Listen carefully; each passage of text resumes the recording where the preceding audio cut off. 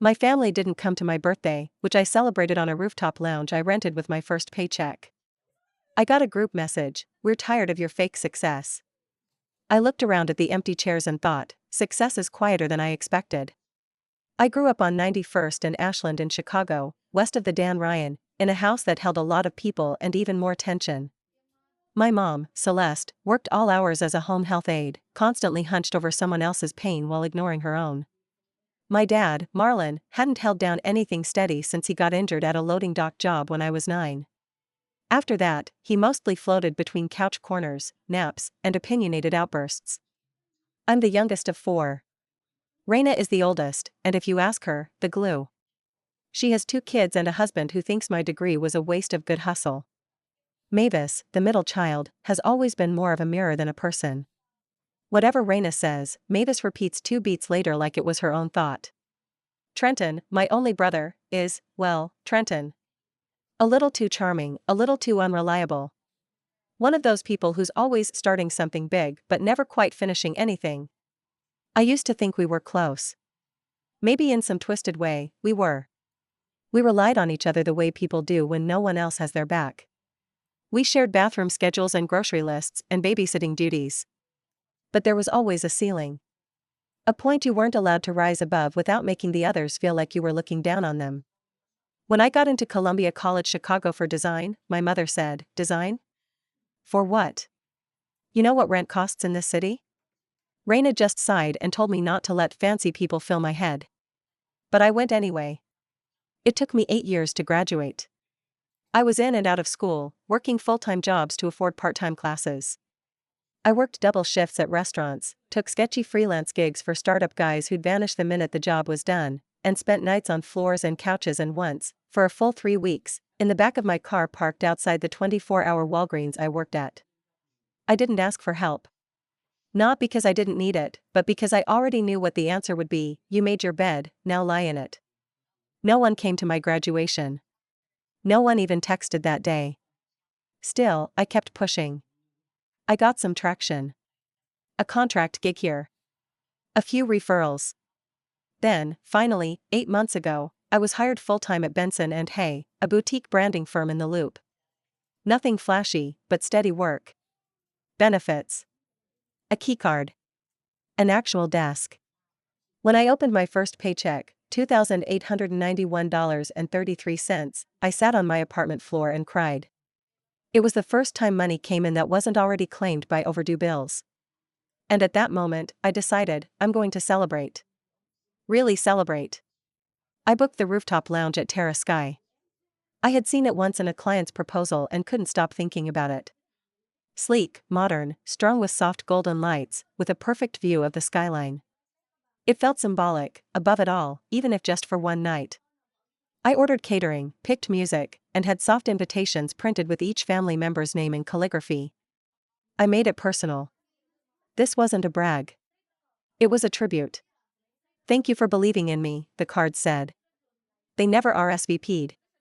I figured they were just old school about that stuff. I texted anyway. "Hope to see you Thursday." I got one thumbs up emoji from Mavis. The night of the party, I showed up early. The event manager walked me through everything. Food set up on time. Drinks on ice. Even a little sign with my name and "Happy Birthday, Alina," printed in gold. By 7:10 p.m., I kept glancing at the elevator.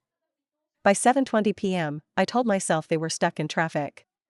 By 7:30 p.m., my stomach started to sink. I pulled out my phone, trying to not let the sting of embarrassment take over. That's when the message came in. A group text. No greeting. Just, "We're tired of your fake success." Followed by, "You always have to be dramatic." Rooftop lounge? Really? Mom said it was embarrassing to even get the invite. "None of us are going to be there for your show. This is why we don't deal with you. You think you're better."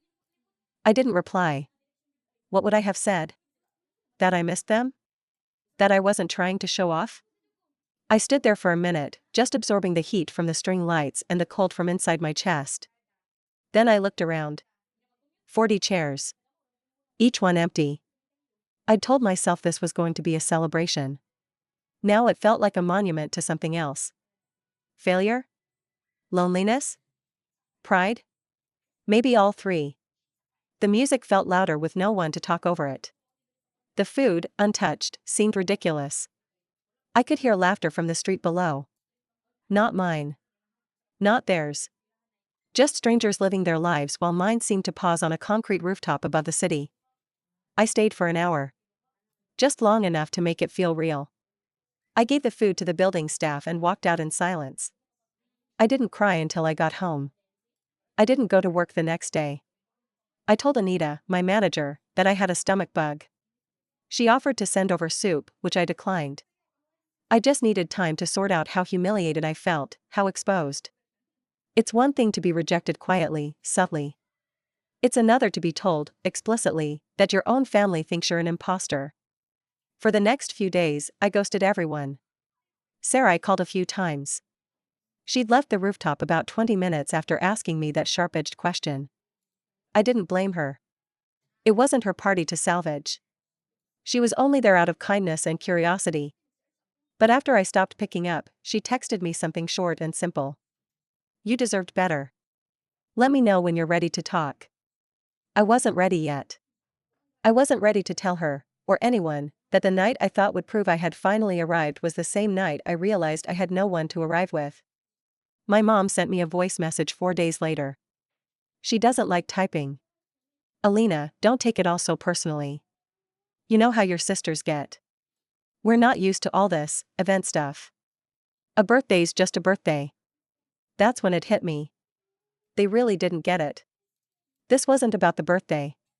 It wasn't about the rooftop or the food or the money I spent.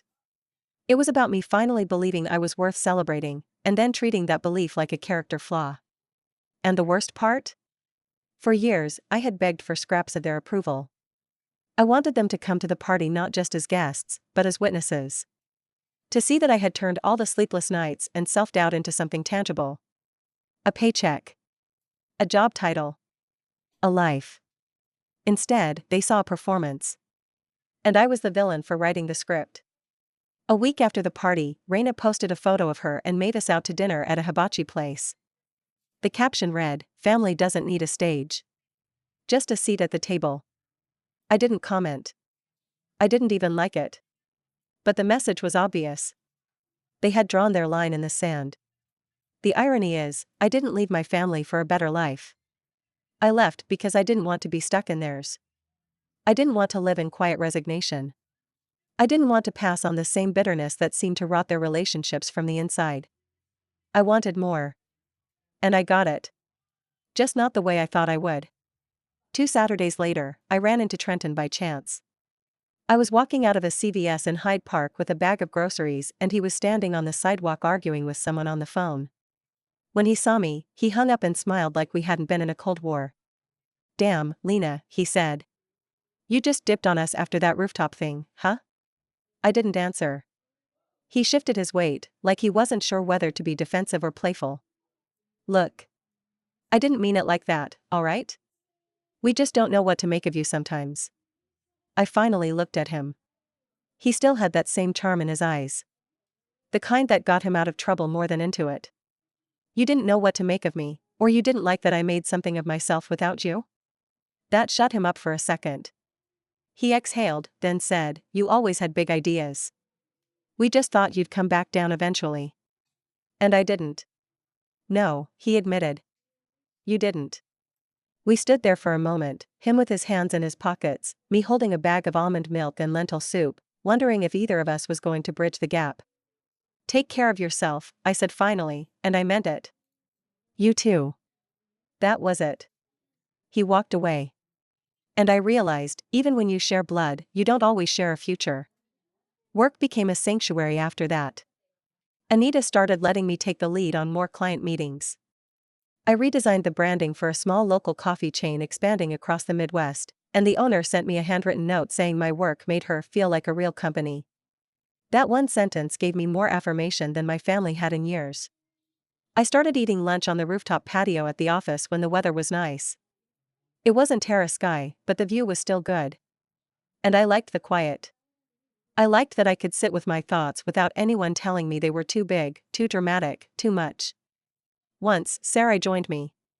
She didn't say anything at first. She just handed me a sandwich she picked up from a place near the blue line. "I still think you were brave," she said, finally breaking the silence. "To throw a party no one came to?"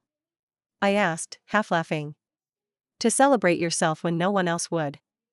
But the loneliness didn't disappear overnight.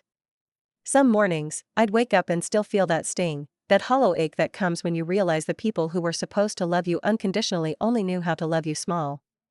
I stopped attending family dinners. I skipped Trenton's birthday barbecue. I told myself it wasn't worth the awkward glances, the passive-aggressive comments, the feeling of sitting at a table where no one really saw you. Instead, I started building my own circle. Clients became friends. Friends introduced me to other creatives. I joined a Sunday yoga class on the north side, then started grabbing coffee with a woman named Carmen who always brought her dog and wore the same blue scarf, even in spring. I wasn't replacing my family. But I was reminding myself that belonging didn't have to be conditional. That fall, something shifted. Not in some sweeping, dramatic way, no grand apology or revelation, but slowly, almost imperceptibly. Like the seasons changing in Chicago, when the heat doesn't just vanish, it lingers for weeks until one morning you step outside and realize you need a jacket. I started saying no more often. No to last-minute invites to just swing by for Trenton's cookout. No to Raina's passive-aggressive texts about family always finding its way back. No to Mavis asking if I'd design a logo for her new online candle business, for exposure. I stopped responding to the group texts altogether. They noticed. Because one thing I learned? The people who constantly call you selfish are often the ones who relied on you to make them feel better about themselves. And when you stop playing that role, they don't get introspective. They get resentful. And resentful they were. But I wasn't angry anymore. I was building something. Around November, my boss Anita called me into her office. I thought maybe I'd messed up a deliverable or missed a deadline. But instead, she told me that one of our biggest clients, a regional real estate developer, wanted a full rebrand, and they'd specifically requested me. "You've been killing it quietly," Anita said. "Now it's time people start seeing it." It was the first time in my life someone said that like it was a good thing. The contract was huge. It would require 6 months of dedicated work, creative direction, and client meetings across cities. But it also came with a title bump and a salary jump that would have made my younger self cry from disbelief. I took it. And I ran with it. I spent January through March on the road, Detroit, Minneapolis, Indianapolis, crafting identities for high-rise buildings and revitalized districts, helping developers shape how people would see their spaces, their values. And then April came. I hadn't been back to the South Side in over a year. But I got a text from Carmen, yes, Blue Scarf Carmen from yoga class, who was opening a wellness cafe and art space on 87th Street. She wanted me to help with the branding. I said yes instantly. Not because it was the most lucrative offer, but because it felt like alignment. A project that gave back to the neighborhoods that made me. That stretched me. As we prepped for the cafe's soft opening, Carmen said something that stuck with me. "You've got this quiet strength, Alina. Like, you don't need to prove anything. You just show up with it." That night, I sat at my desk and looked through an old email draft I'd never sent. It was titled, "What I Wanted to Say That Night." I deleted it. I didn't need them to understand anymore. I just needed to live well. Here's where the revenge part comes in. By mid-May, the wellness cafe was generating buzz. Local papers, influencers, even a short feature on WGN. And who should walk in one day while I was reviewing the signage mock-ups? Raina. She looked around, mildly impressed. She always was, even when she pretended not to be. "This place is cute," she said, looking at the walls I designed, the soft lighting I chose, and the mural I hired a local artist to create. "Did you do all this?" I smiled, calmly. "I did." A pause. "I didn't know you were still around." "I never left," I said. "I just stopped waiting for people to show up." She blinked.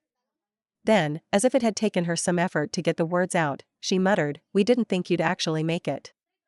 "I know," I said, voice even. "That's why you weren't invited to this." She opened her mouth, then closed it. I didn't raise my voice. I didn't lecture. I didn't cry.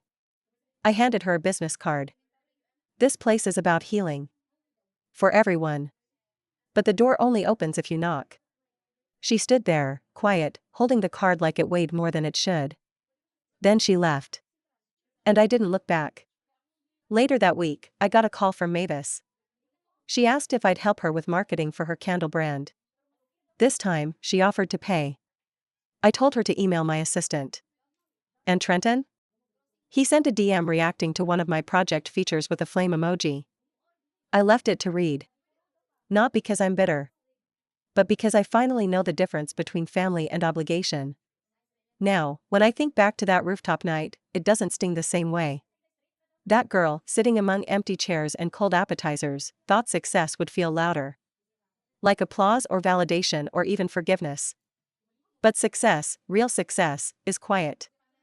It's waking up and liking who you've become. It's paying for your own peace with currency they never taught you to earn. It's watching the same people who doubted you ask for a seat at your table, and choosing whether they've earned it. My family didn't come to my birthday. But they did see what happened after. And maybe that's the best kind of revenge there is.